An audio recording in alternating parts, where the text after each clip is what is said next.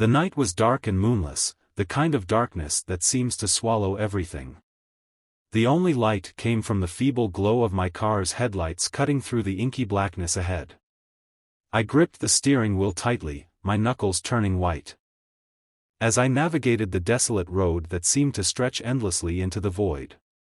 I had always been uneasy about driving at night, especially on unfamiliar roads, but this was a shortcut I couldn't resist taking.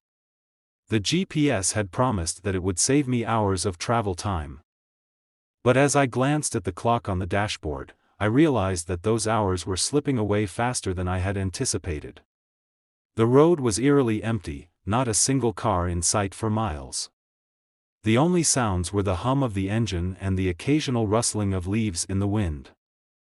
My heart raced as I passed a faded sign that indicated the next town was still 30 miles away.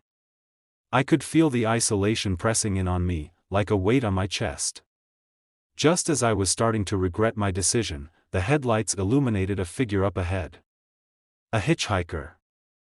Standing on the side of the road, his thumb sticking out hopefully.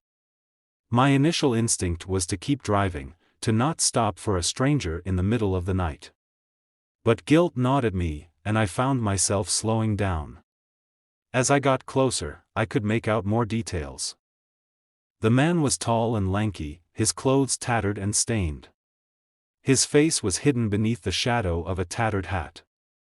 He looked like something out of a horror movie, but I pushed my fear aside and rolled down the window. "Need a ride?" I asked, my voice quivering slightly. The man didn't respond immediately. He just stared at me from beneath the brim of his hat, his eyes glittering in the dim light. Finally, he nodded and stepped closer to the car. I unlocked the passenger door, and he climbed in without a word. The smell hit me immediately. A nauseating combination of dirt, sweat, and something more sinister. I fought the urge to roll down the window and instead focused on the road ahead. The man's presence was unnerving, and I couldn't shake the feeling that something was very wrong. "Where are you headed?" I asked. My voice strained.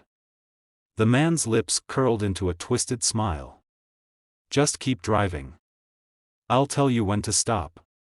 His words sent a shiver down my spine, but I kept my foot on the gas pedal. The minutes turned into hours as we drove in silence. The tension in the car growing with each passing mile. The road seemed to stretch on forever, the trees on either side closing in like a tunnel. Finally, the man spoke again. "Turn left up ahead." I followed his directions, my heart pounding in my chest. The road grew narrower. The trees more menacing.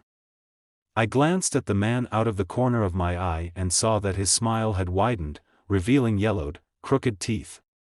Panic bubbled up inside me, but I couldn't bring myself to stop the car. As we rounded a bend, the headlights illuminated a dilapidated house nestled deep within the woods. It looked abandoned, the windows shattered, and the roof sagging. The man pointed to the house and said, "Stop here."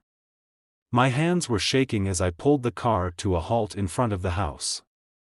The man stepped out of the car and turned to face me, his grin sending waves of terror through me. "Thank you for the ride," he said, his voice dripping with malice.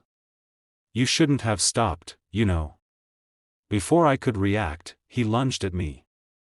His fingers like talons as they closed around my throat. I fought against him, gasping for breath, but his grip was unrelenting. The world around me began to blur, and as consciousness slipped away, the last thing I saw was his face, contorted with a twisted kind of pleasure. When I awoke, I was alone in the car, the engine still running.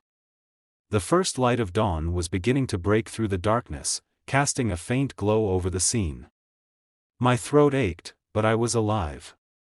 I slammed on the gas pedal and sped away from the house, leaving the nightmare behind me. To this day, I can't shake the memory of that night. The darkness, the isolation, the hitchhiker with the sinister grin, it haunts my dreams. And whenever I find myself driving alone at night, I can't help but glance in the rearview mirror. half expecting to see his shadowy figure lurking in the back seat, waiting for his next unsuspecting victim.